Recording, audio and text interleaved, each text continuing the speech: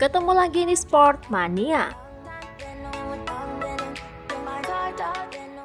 Sebelum menonton, jangan lupa untuk selalu tekan tombol subscribe dan loncengnya dulu untuk mendapatkan info terupdate dari Sport Mania.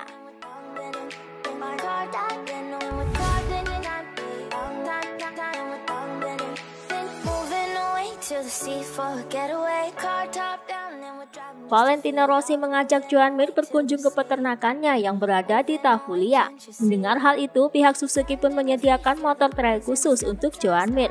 Dikutip dari Moto.it, Joan Mir menyatakan Rossi secara langsung mengundangnya untuk berpartisipasi dalam event La 100 km dei Campioni berikutnya yang akan diadakan di peternakannya.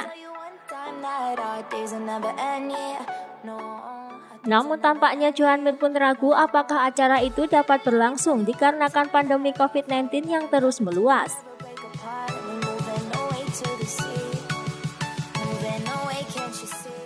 Ketika Rossi memberikan selamat kepada saya di kejuaraan dunia, dia juga mengundang saya ke Rancho de Tavullia.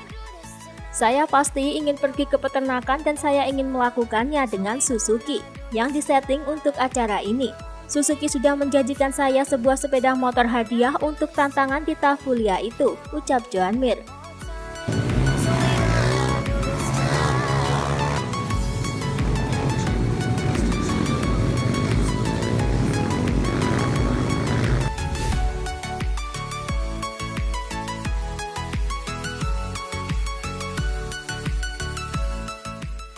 Juara dunia MotoGP 2007 dan 2011, Casey Stoner. Baru saja ia buka-bukaan soal sindrom kelelahan kronis kepada media Spanyol El Mundo. Sindrom ini sudah diungkapkan Stoner kepada publik sejak Desember tahun lalu kepada beberapa media lokal Australia.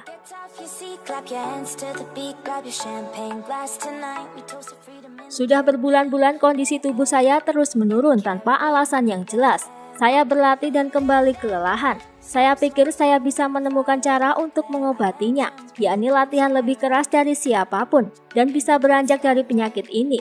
Tapi saya salah. Inilah kenyataannya.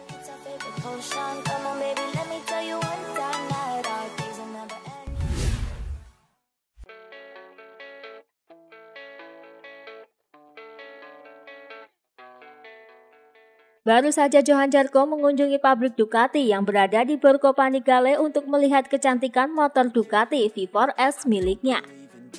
Ia ke sana ditemani sang kekasih Veronika Tielova yang merupakan model cantik dan public figure asal Republik Ceko. Melalui akun Instagramnya, Zarco membagikan foto motor Ducati Diavel yang menurutnya terlalu besar untuk dimuat di van mobilnya.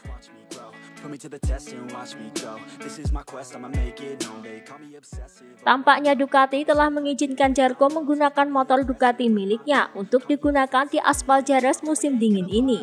Hal itu bukan berarti Zarco mendapatkan motor Panigale spek balap, namun hanya ergonomi motor yang akan digebernya nanti di sirkuit untuk latihan, sehingga Zarco bisa sangat nyaman dan dapat sepenuhnya menggunakan gaya balapnya dengan posisi setang dan tempat duduk yang pas.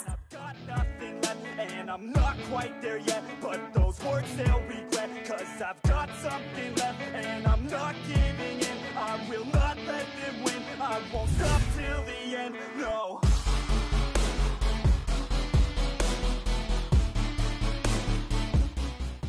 Pembalap MotoGP asal Italia Danilo Petrucci mengaku bahagia karena kehilangan tempat di tim pabrikan Ducati pada musim depan.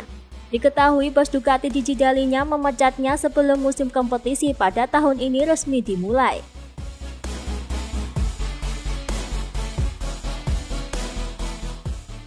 Situasi sangat aneh pada saat itu, namun semua yang terjadi di dunia sepanjang tahun ini juga sangat aneh.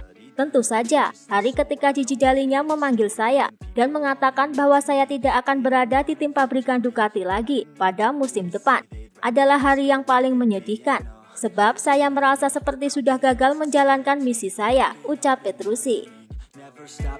Can you believe ninth place? You've got to say, Petrucci's been absolutely awesome. He has been the man in Le Mans.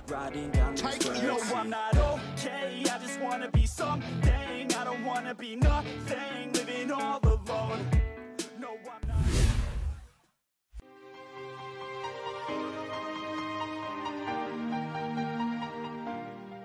Sehari setelah akhir musim MotoGP Portimao, Aprilia berada di sirkuit Jerez untuk tes uji coba motor versi terbaru RSGP 2021. Meskipun tidak ada tes resmi pasca musim MotoGP musim ini, status Aprilia sebagai satu-satunya pabrik yang tersisa yang masih memenuhi syarat untuk mendapatkan konsesi teknis. Alex Espargaro dan Bradley Smith beserta pembalap penguji mereka melakukan tes pada hari Selasa. Aprilia mengkonfirmasi bahwa pembaruan tersebut mencakup sasis, swing arm serat karbon, dan mesin baru.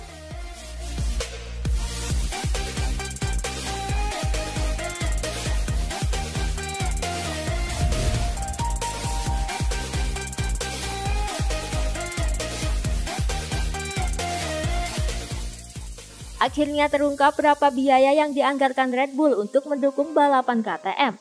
Ternyata menyentuh angka 9 juta euro atau sekitar 150 miliar rupiah. Uang tersebut bukan semata-mata untuk tim MotoGP KTM, baik utama ataupun satelit. Juga untuk tim Moto2 dan Moto3 juga pagelaran balap persembahan KTM. Dikutip dari Speedweek bahwa tim satelit KTM yaitu Testream mendapatkan jatah sekitar 2,5 juta euro atau setara 42 miliar rupiah.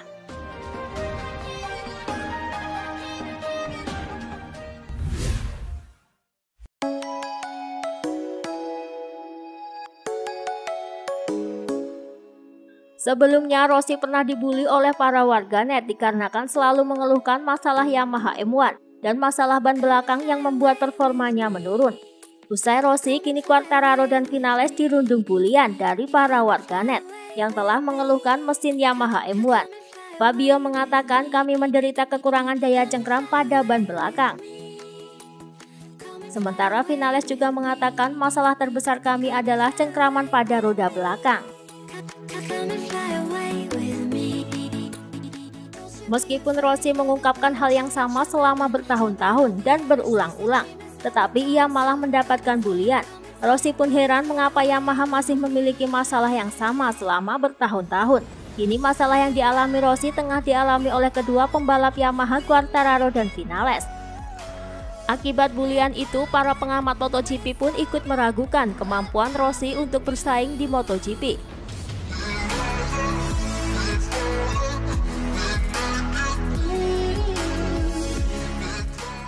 Sedangkan Quartararo harus berkonsultasi dengan psikolog selama liburan musim dingin. Sangat jelas bahwa kami menderita kekurangan daya cengkram pada ban belakang. Jadi kami benar-benar harus bekerja untuk menganalisisnya. Saya pikir Yamaha sangat termotivasi karena mereka telah melihat bahwa motor tahun 2020 yang sudah menjadi bencana bagi semua pembalap dalam beberapa balapan terakhir, ucap Quartararo. When the world is sound asleep, something's gonna bring the change. Journeys we are meant to take. Itulah tadi beberapa informasi dunia MotoGP yang bisa kami sajikan. Terima kasih telah menonton video ini. Selalu ikuti informasi MotoGP kami lainnya. Salam Sport Mania.